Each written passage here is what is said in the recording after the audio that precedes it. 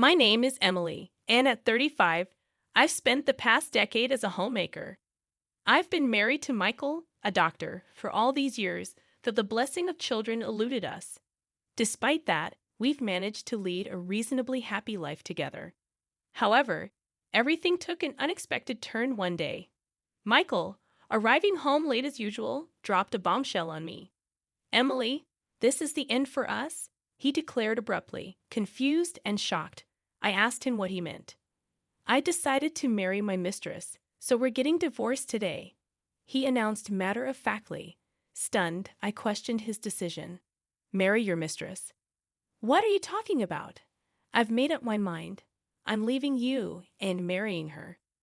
Besides, we didn't marry for love, so you probably don't care, right?" Indeed, ours wasn't a love marriage.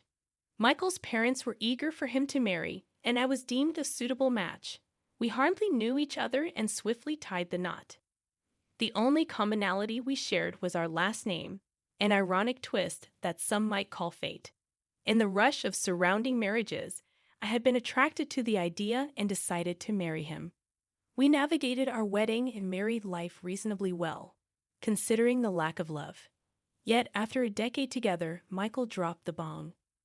"It wasn't a love marriage, but we've lived together for 10 years. And now you suddenly want to marry your mistress. When did you start betraying me?" "It's not betrayal," Michael retorted. "I met her about a year ago. She's a nurse who joined our hospital. She's charming, unlike you, always caring for me. It's natural that I was drawn to her." I was taken aback by his admission. Natural. "Are you serious?" "Yes, I've always been serious. These 10 years living with you have been true hell. I was honestly sick and tired of supporting such a boring woman. But that ends today. How can you talk like that?" "It's the truth. You're a homemaker who produces nothing, while she's an active nurse. Ask any man in the country, and they'd all choose her over you. Do you think a high-flying doctor like me needs someone like you?" After a pause, I composed myself and spoke. "Fine, let's divorce." I never thought I'd be married to someone who could say such things. Remaining composed, I responded, calmly, "We can discuss alimony and property division later with a lawyer. I'll sign the divorce papers and send them later. Until then, I'll go back to my parents' house." However, Michael interrupted my plans. "No need for discussions. We don't even need a divorce paper," he declared. Confused, I argued that we couldn't separate without it, as remarrying would be impossible. To my surprise, Michael revealed a shocking truth. "You're so naive. It's pathetic. The truth is, I never submitted our marriage registration. We're not a married couple, just cohabitants. So there's no divorce, no alimony, no property division. You thought you'd get my money in the divorce, but you won't get a penny." Stunned, I couldn't believe what I was hearing. Michael explained that he was supposed to submit our marriage registration on the day, but he never did. When I couldn't go due to an urgent matter, he didn't submit it. I accused him of joking, but he insisted it was true. "We made some rules when we got married," he continued. "I, as a homemaker, would handle all the household chores, and you were on an allowance with no part-time work allowed. I decided to handle all governmental and official matters."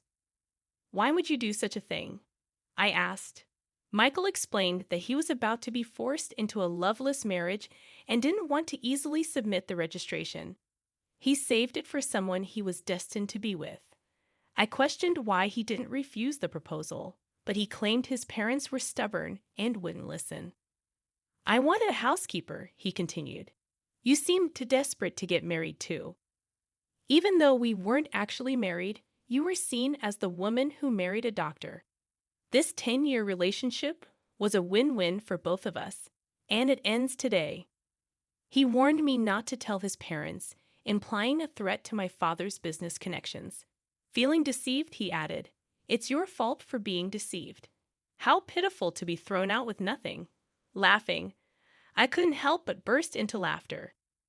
When Michael questioned my sudden amusement, I revealed, "I can't believe you became a doctor with that kind of knowledge." Confused, he asked what I meant, but I exposed that I had known about his mistress and the unsubmitted marriage registration for the past 6 months. I had been preparing for the day he would bring it up, ready to get my revenge. Realizing I didn't have enough evidence to confront Michael, I decided to hire a private investigator to look into his affair. The investigator delivered two shocking revelations. "Ma'am, the first is that your husband is indeed having an affair. We've got evidence of him entering a hotel with a nurse from his workplace," the investigator began. "And the second is from their conversations. There's a possibility that you two are not legally married." I was taken aback. Possibility of not being legally married? What does that mean? I'd overheard your husband and his mistress at a cafe. He said they didn't need to worry about alimony or property division since they never submitted a marriage registration, the investigator explained. I can't believe it. We've been living as a married couple for 10 years. I don't know why he didn't submit the marriage registration. That's why he never let me handle any official procedures. Yeah, that seems to be the case, the investigator agreed. I couldn't fathom the situation. How could this happen? Am I just supposed to accept this? Not necessarily, the investigator reassured me. Let's make him pay for deceiving you for 10 years. First, we need to prepare without him noticing. So, with the investigator's guidance, I began preparing to confront and punish my husband. However, the investigator dropped another bombshell. So what if you knew we were never married from the start? So it doesn't matter what I do with other women. I don't need to take any responsibility, I vented, expressing my frustration. You said I was pitiful for not knowing anything. But it seems you were the one who was pitiful, the investigator pointed out. What do you mean? I questioned. We're considered to be in a common law relationship on paper, the investigator revealed.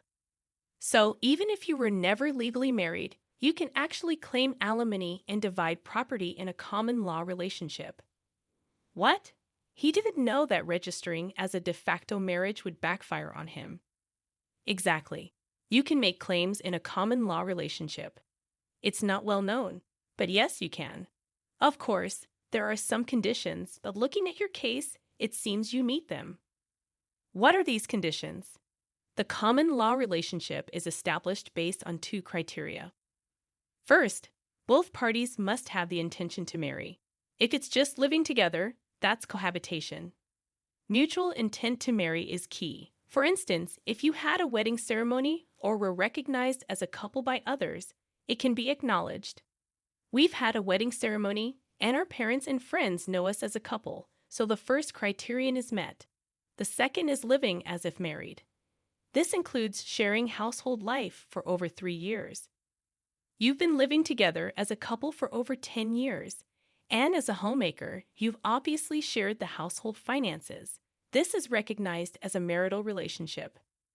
So, if I can provide proof of what we discussed, I can claim alimony and divide property. Yes, that's correct. I'm not an expert in this area, so I'll introduce you to a lawyer. You can work with them to bring him down. After consulting with the lawyer, I discovered that I could indeed claim alimony and property division from Michael. It was time to make him face the consequences of his actions. I'm going to demand alimony and property division from you. I calmly informed my husband, who turned pale. His confidence, which had looked down on me just a moment ago, was gone. But even if you can claim alimony and property division, you're just an unemployed woman. Do you plan to rely on your parents after being kicked out? He retorted. I've been preparing. I've already found a job starting next month. I've also got my eye on a new place. Don't worry about me, I asserted confidently. What he thought would leave me helpless was far from the truth. The tables had turned. I'll make sure to discuss this with your parents, just so you know, I added. Do you not care what happens to your father if they want to break the contract? Let them. Sure, you were the link to the hospital. But the contract continued because of my father and his company's efforts. Whether or not they keep the contract is up to them. Let's see if they'll break a contract just because the doctor's wife of 10 years was a lie. Try saying that you, my father, and it won't be affected if the contract is broken over this. It only shows the depth of their trust. We'll just find another hospital to partner with. Saying this, I took out my phone. "You're not calling your parents, are you?" he questioned. "That's exactly what I'm doing. Our parents think we're still married. It's only natural to inform them if this relationship is ending." To my surprise, my husband began to apologize. "Please, let me talk to them. Don't call." "Why? You know how strict my parents are. If they find out about this, I'm done," he pleaded. "What does that have to do with me? You're asking me not to tell the truth because your parents are strict. Are you kidding? You could have refused the marriage from the start if you didn't intend to marry. After 10 years of a selfish marriage, you're afraid of your parents finding out. I can't accept such a convenient story." However, my husband continued to apologize, acknowledging his fault. As he spoke, I remained firm. "I'll make sure to tell both your parents and mine." And so I called both sets of parents, sharing the shocking truth with them. All four were shocked upon hearing my story, and a meeting was promptly arranged at our house. "I've heard everything over the phone. Is it true that you pretended to be married for 10 years without submitting a marriage registration? Speak up, you foolish son," scolded my father-in-law. "It's true. I didn't submit it.